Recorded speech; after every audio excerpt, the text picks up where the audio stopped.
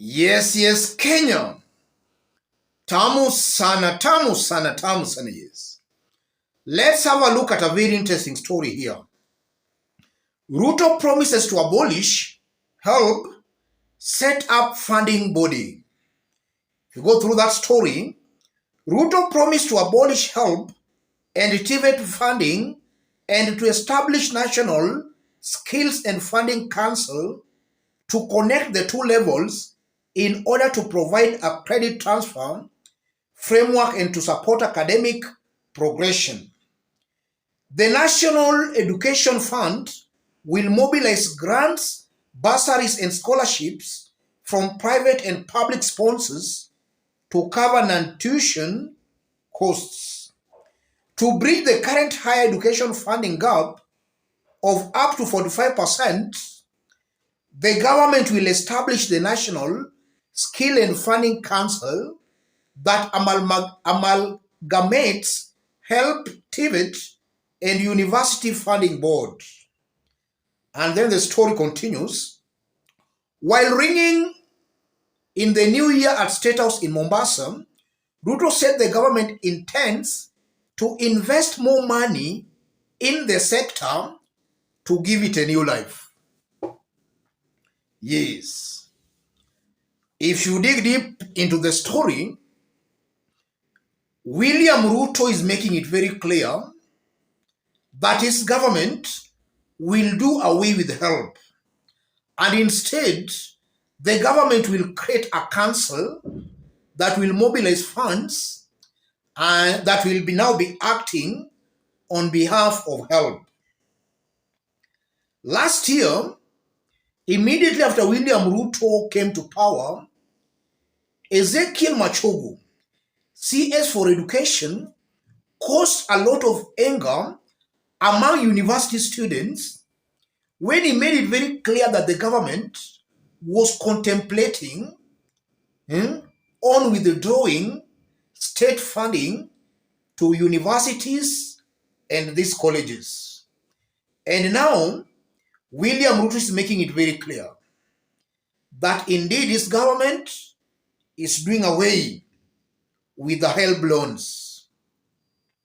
In this video, I want us to dig deep into this story for Kenyans to know exactly what is going on behind the scenes. Because at this rate, something should be done urgently. Before digging deep into that story, let's have a look at some reactions by Kenyans on that. James Katoi Thomas.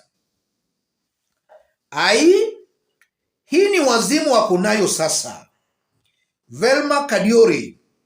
Please hold this fellow. His difficult decisions will ruin the country. Jimmy Kamau. With kazi mtani gone, pesa ya wazee gone, fuel subsidy gone, now Linda Mama gone, electricity prices up, bank to M-Pesa charges reintroduced. Did we cross over to the promised land, land of honey and milk? Tulichezwa. I think he's trying to say that. Mike Dunstan. State capture. Ruto's sons and daughters are done with education. It's now time for hustlers' kids to suffer. Jimolian actress. That's the reason I voted Wajakoya. Worship my word. I don't know who to hear this. That one is not. Michael Otieno. Yes, let him abolish, help and give the students grants. Those are some of the reactions by Kenyans. In this video, as usual, I want us to dig deep for Kenyans to know exactly the games being played behind the scenes. And it's also interesting that just some few weeks ago, William Ruto was promising Kenyans that any Kenyan attending Jamhuri Day celebration was to get Arizona scholarship. And now William Ruto here is doing away with colleges, universities, and TVETs, loans and scholarships. What does this mean politically? Let's dig deep into this analysis. In case you are watching us for the very first time, but you have not yet subscribed, subscribe, give this video a like. Yes, the truth of the matter, William Ruto's government is doing away with university, colleges, and TVET scholarships. University students, college students, and TVET students will find it very hard accessing loans for their studies. That's something coming out very clearly. All this counsel William Ruto is talking about, this is just a clever way of William Ruto hoodwinking Kenyans into believing that he's not doing away with the scholarships and the loans. The truth of the matter, his cabinet secretary, months ago and weeks ago, made it very clear to Kenyans that the government intended on doing away with funding these learning institutions. And that's exactly what is in the process. The only problem, William Ruto has made it his forte to be lying to Kenyans. In this case, he is clearly lying to Kenyans.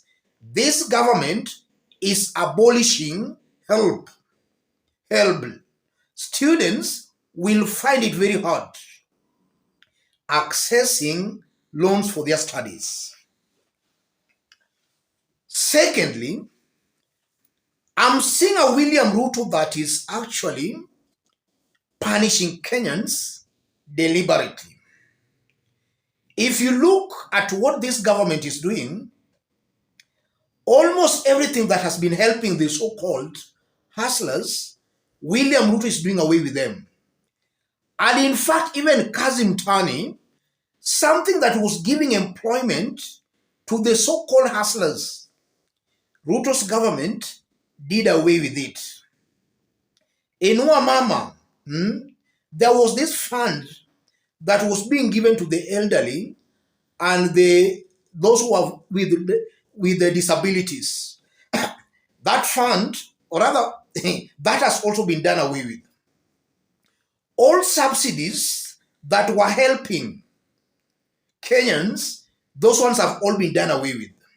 So, can any sane Kenyan trust William Ruto that he wants to increase funding to the university by doing away with the funding body to establish another funding body? The answer is a very big no. If at all William Ruto wanted to increase funding to the universities and these colleges, he ought to have done that through HELB. He ought to have strengthened HELB, not doing away with the HELB and then is creating another body. That's just a clever propaganda coming from William Samoei Ruto. I don't believe he can increase funds by doing away with the funding body, or rather with the body that has been disbursing the loans. And if you look at the kind of confusion in this government, I don't believe or even trust that William Ruto's government can get it right in terms of doing away with the HELB and then they establish another body. If you look at the kind of confusion in this government, I doubt whether they can get it right on that. They can't get it right because it's almost obvious that the same trend of confusion and the same trend of removing the subsidies on almost everything, even transferring money from bank to M-Pesa, charges have been reintroduced. So you are seeing clearly William Ruto's government is trying very desperately to make sure that they can milk a lot, they can milk as they can from poor Kenyans. So it's not possible that he can now pretend to be increasing funding to universities. And then as I conclude, I'm yet to be told the progress of the Arizona students who qualified for scholarships during Jamhuri Day celebrations. Maybe if at all there is somebody who is progressing well with their studies, maybe you should let us know here. But honestly speaking, this is a government that should be stopped.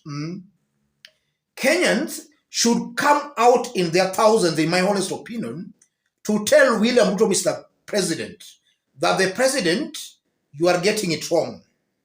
The opposition, our elected leaders, I personally believe they are not doing their job.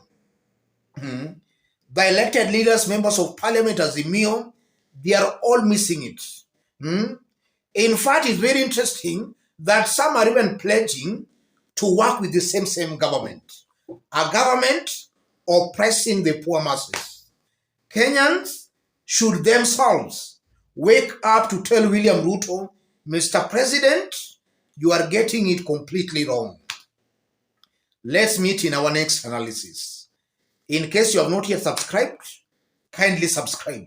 If you want to support our channel, I've pinned my number on the comment section. The first comment. Contact me through the number or channel your support to the number. Let's meet in our next analysis.